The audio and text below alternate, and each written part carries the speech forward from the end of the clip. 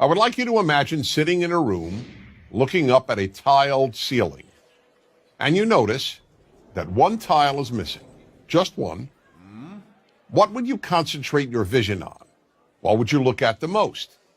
The answer, of course, is the missing tile. Now, that's fine for ceilings. In fact, it's actually good because we can replace a ceiling's missing tile and once again have a perfect ceiling. Ceilings, after all, can be perfect. But this doesn't apply to life. Most of what is missing in our lives, or what we think is missing, cannot be replaced. Unlike a ceiling, life can never be made perfect. For that reason, concentrating on the missing tiles in your life is a big problem.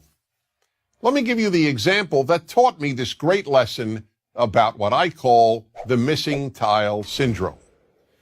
A bald man once said to me, "You know, Dennis, whenever I walk into a room with people, all I see is hair." When I heard this, I immediately realized that in this regard, this man sees the world completely differently from how I do. Because I have all my hair. When I walk into a room, I don't even notice hair. It's not a missing tile for me. But for this person, hair is what he sees. This applies in some way to everyone. When a woman who thinks she has imperfect legs walks into a room, all she sees are perfect legs. Or take the example of the woman who once said to me, "Wherever I go, all I see are pregnant women." Now, how could that be? The vast majority of women, even those young enough to be pregnant, are not pregnant at any given time. But that was all she saw because she wanted to get pregnant and wasn't able to. Her missing tile was not having a child. That's the way human nature is. We focus on what's missing in our lives. The missing tile syndrome is a very big obstacle to happiness, so big, in fact, that it makes happiness almost impossible. There will always be something missing in your life. When you see other people's kids, you'll think you see tiles that are missing in your own children. Gee, why can't my kid study as hard, or be as polite, or be as bright, or be as good-looking, or be as athletic? The same holds true regarding our spouses, our work, our looks. The list is endless. I'll give one more example.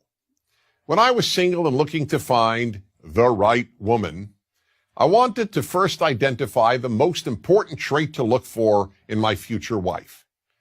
So after almost every date, I would call my best friend Joseph and announce, "Joseph, tonight I identified the most important trait in a woman."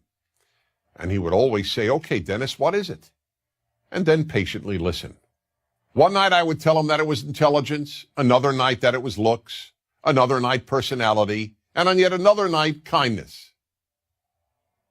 One night, as usual, I called him up after an evening out and said, "Joseph, I finally figured out what the most important trait in a woman is." But this time he didn't say, "Okay, Dennis, what is it?" Instead he said, "Don't tell me, I'll tell you." Perplexed, I asked, "How do you know? You don't even know the woman I went out with." "It doesn't matter," he said. "Whatever trait tonight's woman was missing, that's the one you decided is the most important trait in a woman." I could say nothing. He was right. Whatever that night's date was missing is what I would declare the most important trait in a woman. I hadn't yet come up with the term missing tile syndrome, but that is exactly what I was suffering from. That's the way we play tricks on ourselves and undermine our happiness, by concentrating on the missing tiles every one of us has. So we really have a simple choice.